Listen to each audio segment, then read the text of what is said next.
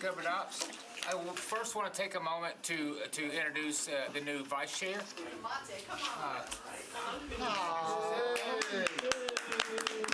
Congratulations. Do the beauty queen wave. Hey. Hey. Congratulations. It's a welcome change. It's a slight upgrade from last year. I don't know, I'm not as cute. All right, so we're gonna move on to public comments. We have somebody signed up for comment. I can't read their last name. Looks like Tom Cook. Well, Tom Cook. Oh, Tom Cook. All right. Tom Cook's in the wrong room.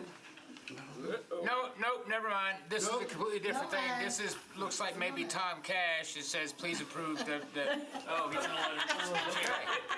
I've seen many letters to the chair. That is a new one. Oh my goodness. all right. Maybe we should have the vice chair run this one. Well, she offered, but I said, Well, I was gonna put some stuff on consent, but the only one I would do was item 1, so we're just gonna move through everything. All right, so we'll start out with item 1, RS 2025-1461, resolution exempting fine salon and blow dry located at 2115 10th Avenue South with minimum distance requirements to obtain a beer permit pursuant 7.08.090 Echo of Metropolitan Code. Do I have a motion? move. Second. Moved and properly seconded. Do I have any discussion? Seeing no discussion, all those in favor, please say aye. Aye. All those opposed? Anyone not voting? Got a full house. 7 in favor, 0 against, 0 not voting. Recommend approval. Number 2, item BL 2025-948, an ordinance to amend 22.40.115 Metropolitan Code of Laws relative to the settlement violations of property codes in Chapter 16.24 Department of Law. Do I have a motion? Move. Second. Second. Moved and properly seconded. Do I have a motion? Any discussion? As a sponsor, certainly. I've been working with Metro Legal on this. It's different than the original idea, but it will certainly accomplish the same thing. What it does is it has Metro Legal send the district council members, a list of the docket in environmental court for the next week. That way we can look through it, find out what cases of ours on there, and then if there's something you want to... Can I get you to make a motion to add the substitute, and then we can talk about the substitute sorry. once we get it there, and then we'll move along. Yes, it was imperfect. She showed me the light. We have a substitute. I'd like to move my substitute. Second. All right. All right, any discussion about the substitute? Yeah, and it basically gives us an idea of what's going on in environmental court, and it actually has added areas with information so that we will know what happened and where it is and kind of what's going on. My goal in this was for council members to be able to be involved with what's going on, especially some of the bigger fines and the higher difficulty properties to get compliant. I had one in my area, which was kind of the origin of this whole thing, but I really just want us all to have an idea of what's going on when it goes to court and how we may be able to be a part of the answer in the end. Yes. Thank you, Chair, for recognizing me. Quick question. It wasn't clear, so will we only be getting a list of those going in front of environmental court if they have a $1,000 or more fine, or is it any case that's going before environmental court? I'll direct that to legal. Brooke Heveter with Metro Legal. We are going to be sending what we get from the court to you all, but it'll be an annotated version. So you will get a list of every case. It's going to encompass more than property standards. You'll see zoning cases. You'll see short-term rental cases. You'll potentially see health or stormwater cases as well. You'll also see cases, and you'll be able. We'll have notes on, and this is an example one. There'll be notes on here with what's gone on. So when was the case filed? Do we have orders? The date of all of that. And then what are the violations? That's going to be annotated on there for you all too. So it'll be every case, and hopefully you'll be able to identify the ones that are. And it has the court date on it? It's going to be you'll probably get it Friday, and it's for each week. So every Tuesday, you're going to get one before every single Tuesday. I see, okay. It'll have everybody's on That's there, good. so you just look at your own. Yeah, well, I just wanted to make sure that qualifier was. But I also just thought about, I know there are a lot of property owners that have properties in other districts, and you may find that there's a person in your district that's violating all over the The place. property owner itself. Mr. Bent? Does that report show history, like other fines? Yes and no.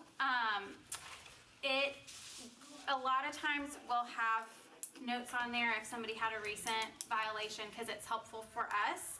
The way that you'll be able to see history on here is in the violation notation, because the majority of the time, if it's property standards, there's the repeat violator ordinance, and that is part of the lawsuit, so that comes into play here. So you should be able to see if it's a repeat violator. All right, any other discussion? Can I have a motion to add the substitute? Second. All right, can we have a motion to approve as substituted? I So move moved. as Second. substituted. Is that correct? Did you call the vote for the substitute? All those in favor of the substitute? Anyone opposed? Anyone not voting? 8 in favor, 0 against, 0 not voting. And then the bill as substituted? Now, the bill as substituted, can I have all those in favor? Anyone opposed? Anyone not voting? Maybe the vice chair would do better.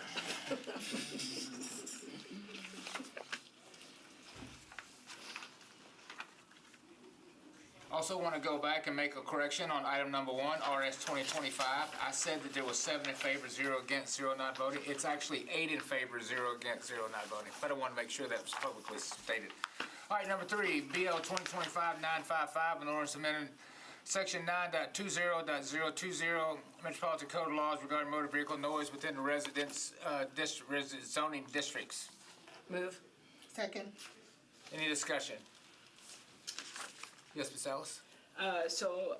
Unfortunately, I was initially going to defer this indefinitely because all the work that I put into this, wanted to see if there was a way that I could change it, but I'm going to end up withdrawing it. So the reason being is that MNPD doesn't actually have their dashboard that they use, the patrol officers, doesn't give them the ability to see what the zoning for that parcel is. So the changes that I was trying to make for it to be applicable in a residential is really null and void, but apparently some of my colleagues think that it could still move forward if they make changes. So in a move of good faith, I'm opting to withdraw it as opposed to defer it indefinitely to allow someone else to perhaps make it better for their district. Legal, since the sponsor withdrew it, do I need to do a vote or anything? We can just withdraw it as it here? The bill can be withdrawn. Thank you very much. Bill is withdrawn. We'll move on to number 5. Number 4.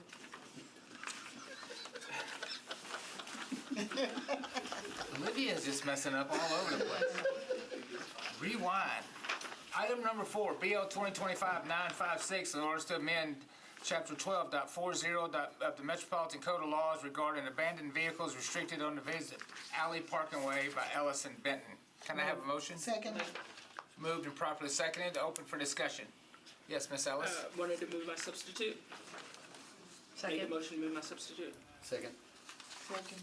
Substitutes on the floor. Any discussion? So I just wanted to highlight some of the key things that I changed is change the weight limit, after discussion with the Transportation Infrastructure Committee, changed it from the 8,800 pounds up to the 10,000 because that makes it a Class 3 vehicle as opposed to it just being, based on an empty U-Haul truck. But the other thing that I did was added an emphasis on having a 12-foot clearance for emergency vehicles to be able to pass. And then I also, based on a recommendation from one of my colleagues, took out the school buses because some people park their school buses on the side of the street as well. So just made the substitute makes changes to make it a better bill. And so, yeah. Okay, any other discussion? Can we have a vote on the substitute? All those in favor? Aye. All those opposed? 8 in favor, 0 against of the substitute. Can we have a motion as substituted? Move. To move. Second. Properly moved and seconded. Any discussion about the bill as substituted? All those in favor? Please say aye. All those opposed? 8 in favor, 0 against, 0 not voting. Recommend approval.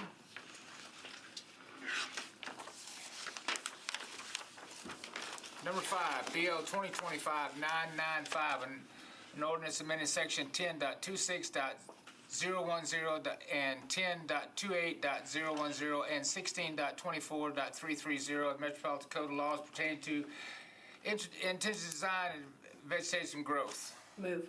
Second. All right, I'd like to move to defer this for one meeting, as I spoke to Metro Water and other staff to get this deferred for one meeting. Have a second? Second. Any opposed? Any discussion, rather? All those in favor? Aye. One meeting deferral? Aye. Any opposed?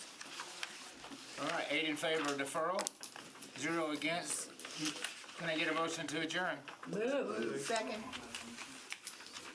Were there any square footage limits on that within a property? Huh? Do you know if there were any limits as far as square footage Thanks again, bro. on any given property? Your whole yard could be in vegetation. Yeah, I think that's why they're trying to clean, they want to try to clean some things up and change some stuff. I think there was some discussion about maybe a corner lot, and if they let it grow up, that they wouldn't be able, it could block visibility if somebody's trying to turn left or right. And so they wanted to make some changes. We have a neighbor that has a section of their yard Excuse me. with wildflowers, whatnot, that works. We just hate to see their whole yard look like that. Well, I can ask for it. Well, the thing is, we did get all the enforcement officers we asked for last year, but we'll need more. But to be honest, we need more. Right now, we need more.